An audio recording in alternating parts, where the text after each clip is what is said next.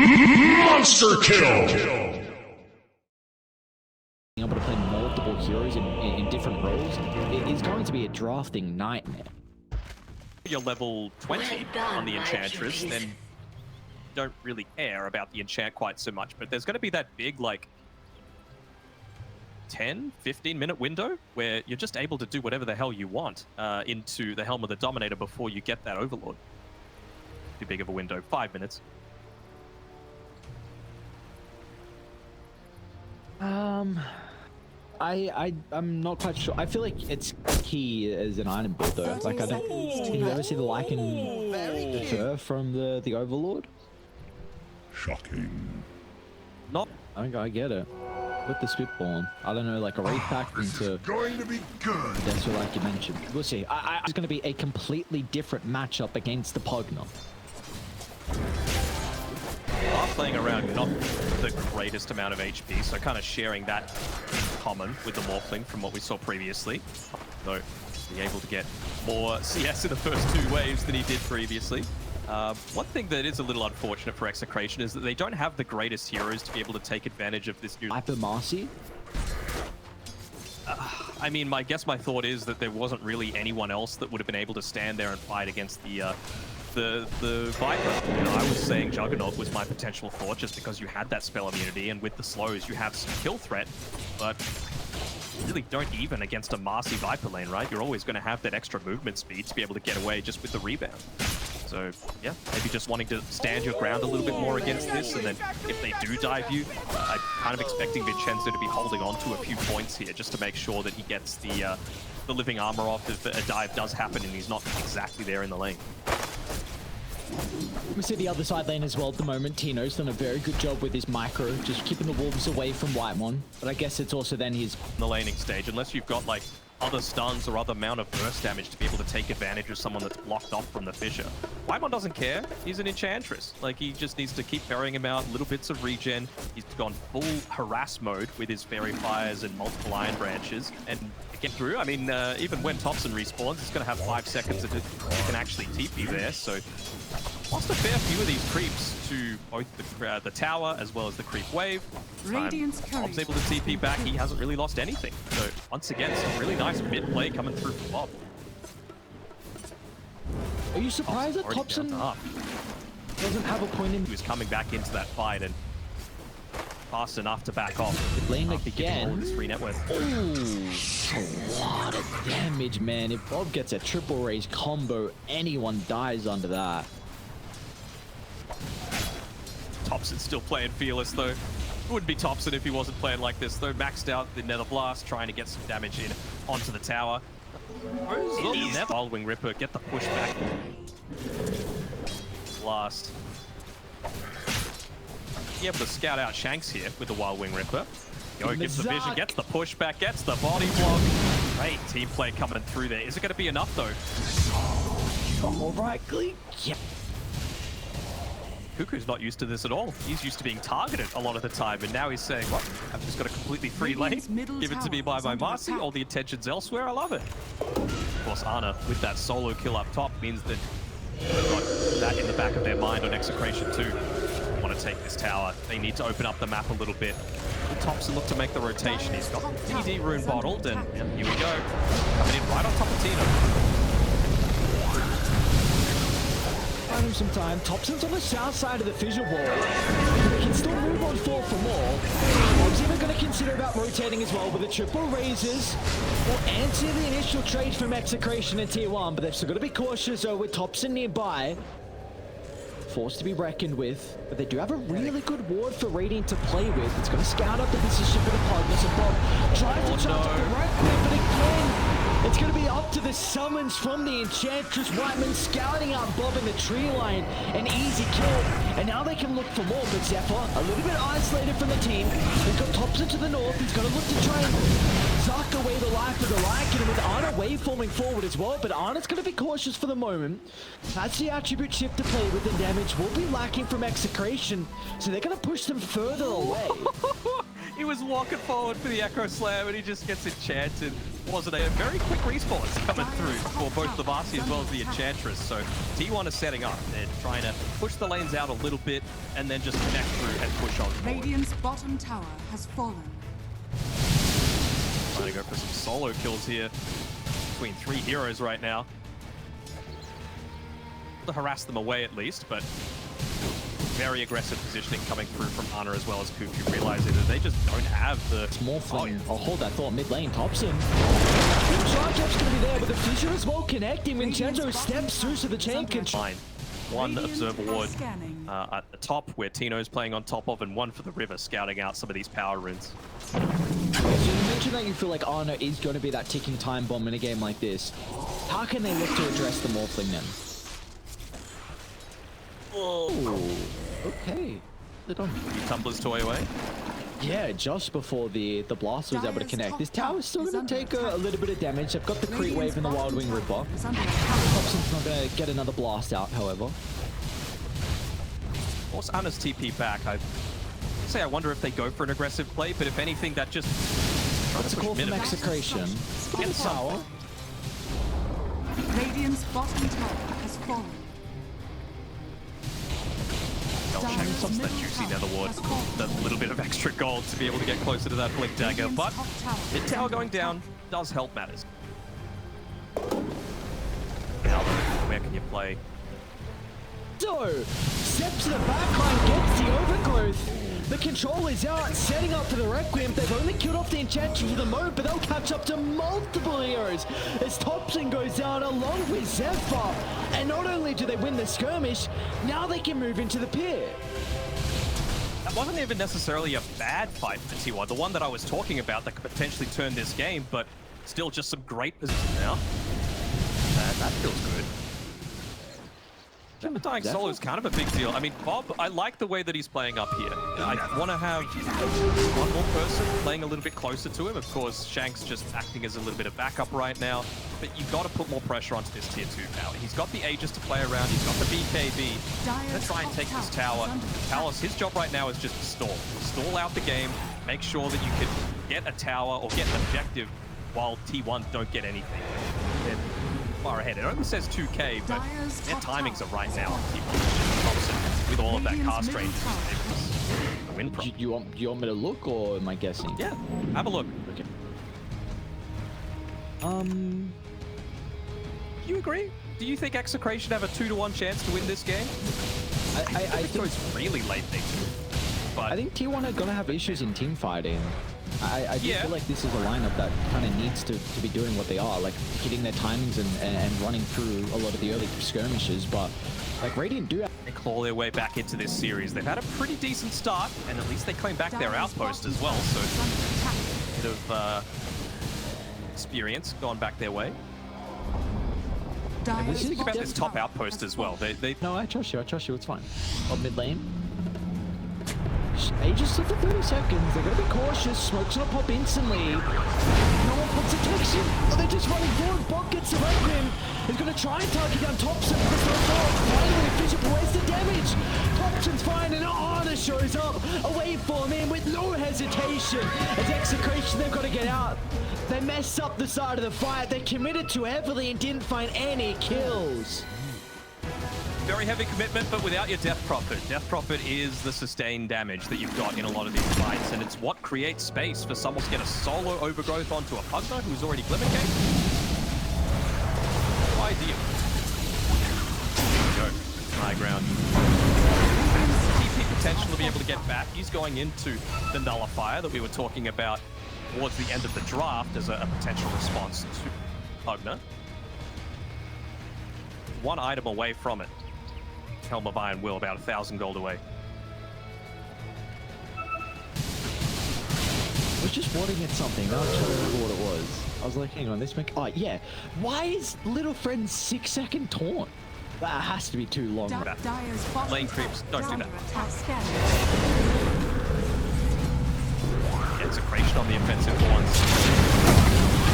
They're going to try and pull him off. They might be able to do so before the BKB. Bob's out. Thompson gives him a tip as well. We're getting back for the laning stage.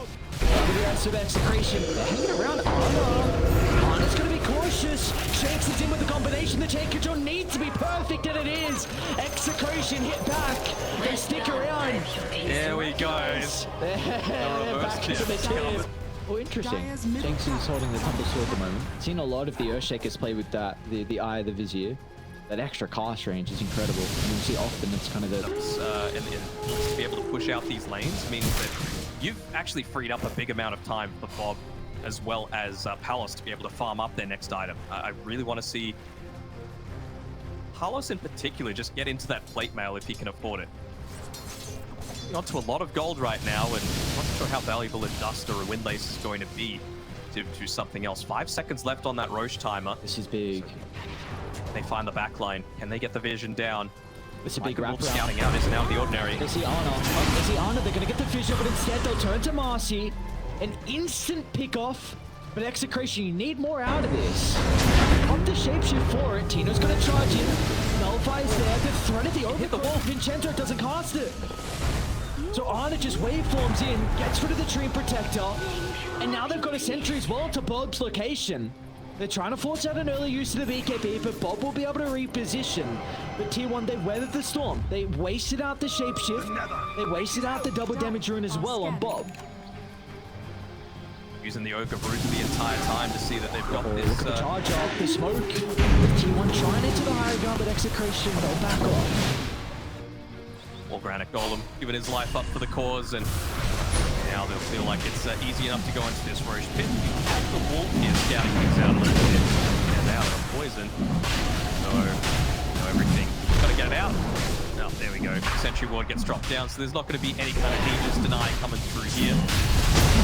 Team coming through though, Thompson. He gets hit first. Charge up the red wing from afar. Thompson, they just took on the figgy. They're going to try and blow up the pulp, but the damage is on there at the moment. Thompson's protected. The decrypt out to the north side, and now Bob is getting chased out, but a turn into the crit. They'll kill off the Marcy, but they're going to go buying some time, but no shakes. He misses on the Echo Slam. They needed that ultimate, and now T1, they can charge on forward, targeting down Tino with a Lycan. Let's secure the easy kill. Turning to Palos next is going to be ANA. But she's still on cooldown for the Morphling replicate, so they will not be able to catch up.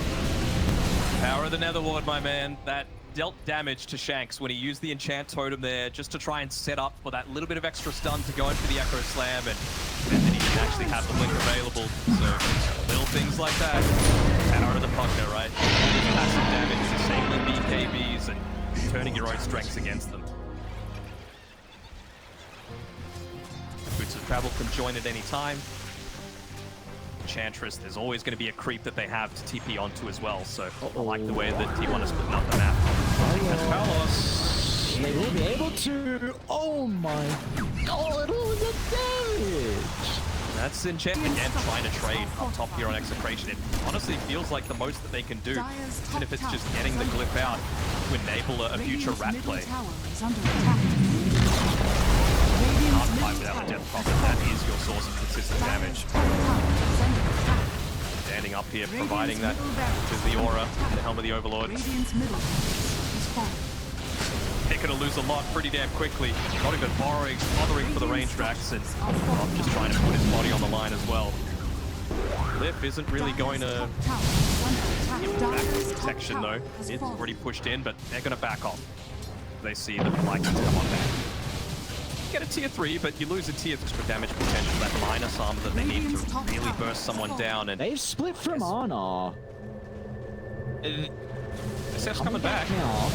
Age's going to expire in 40 seconds. He's going to wait for it into the tree line. Oh! It's a lot of Requiem damage, so get the first slap, but how do you set up for the second? T1, they're able to protect it for the moment. ANA with the respawn, but instead Execration, they're going to go for Cuckoo. The right clicks from Bob, it's going out to get the right with Cuckoo. Now Bob is battling over to ANA. It looks like the Morphling's winning out for the moment, but under the cover of the Shadowblade, Bob will be able to get out. Meanwhile, Palos is killed off Cuckoo, so Execration. Beautifully done. They get the Aegis and the life of the position 3 on T1. Cuckoo was a little deep, you know, it's been as this Viper being backed up by a Marcy. Probably can't expect to extend your life that far deep. He was basically right next to a tier 3 tower, pincered between Force Staff in that little bit of a way to create some space away from the Viper, away from the Pugna. Oh, the Manta! No! Ana, what have you done to them? Oh, there was the DD popped as well. They dropped everything to try and pull him up. Some people, I don't understand how freaking good they are at Dunner's going to have an MKB for this next team fight as well, which is incredibly important to deal with this evasion from the Shadow Fiend. So Bob, he's not going to be free to be able to duel the Morphling now. See why I'm on. He's 5 gold away. Let's Knuckles be picked up. Such a tough call for Execration to make. If they continue taking down, well worth the popping Saints BKBs instead. for.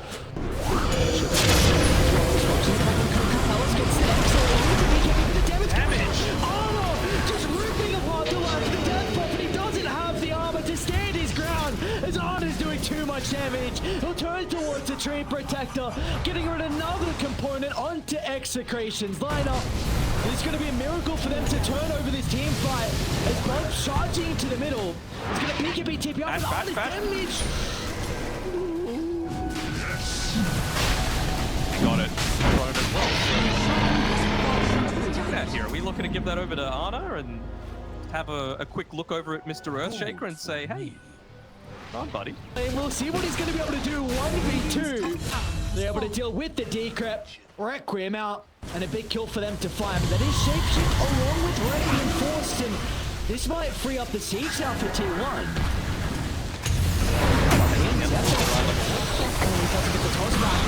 Carlos just to the south side. He's going to be okay for the moment. Doesn't want to pop the BKB. Great nerves are still here from Palos to hold that magic immunity. Good job to push out this bottom side as well, forcing back on Tino, and bottom lane is actually starting to get shoved in. 2 minutes left on this Aegis. You've got a couple siege creep wave protected by the Pipora. Try and siege into this. Someone needs to team you back. I don't think you can push this back just with Bob and Palos on their own. Oh no! I was the first life with the fear. Ooh, very close. Still up here. Creep wave coming through. Oh, slowly getting healed up. Enough. I lost.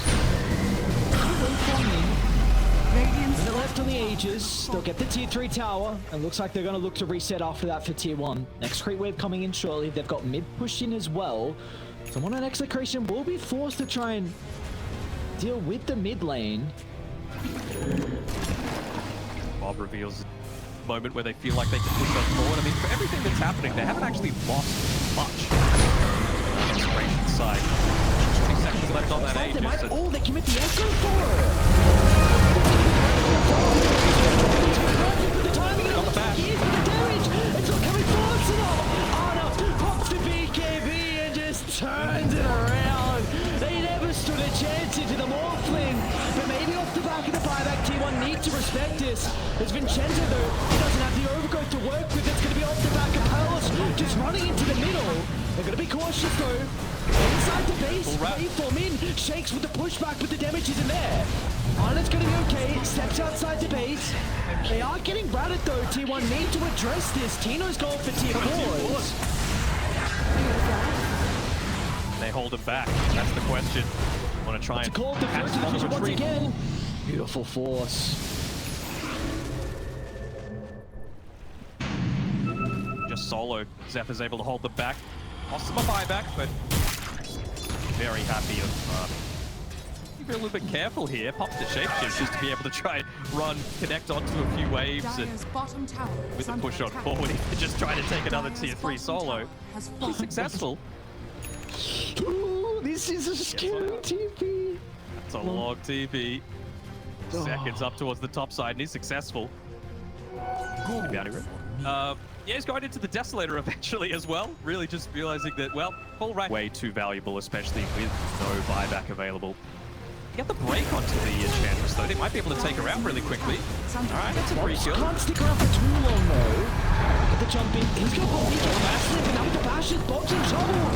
He pulled back prior. You need to use everything to keep the Shadow Fiend alive, and they've got nothing in the tank. Bob goes down, dead for 2 minutes. This is the window now for T1 to close out this series. Jason on the other side of the map. Palos popped an mysticism as well. And ANA's in pursuit. Waveform's still on cooldown. And it looks like they're okay. Execration. They're doing an incredible job to stall. Quite there, but that's the Aghanim Scepter. Shanks, he wants to buy Can't it. lose anyone. Vincenzo. Oh, he's got a buyback at least. It's an early group forced out as well. 30 seconds into the Shadow Fiend's back alive. T1 push incredibly fast though.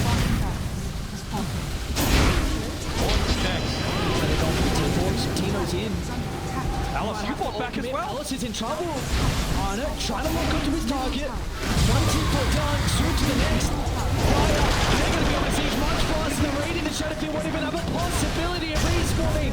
Because look at the damage coming out from T1. It's going to be a miracle if they can hold it on execration. And even though Shanks blades a double percent, it is not enough. As T1, with the debut of the new roster, they are able to take down execration 2-0.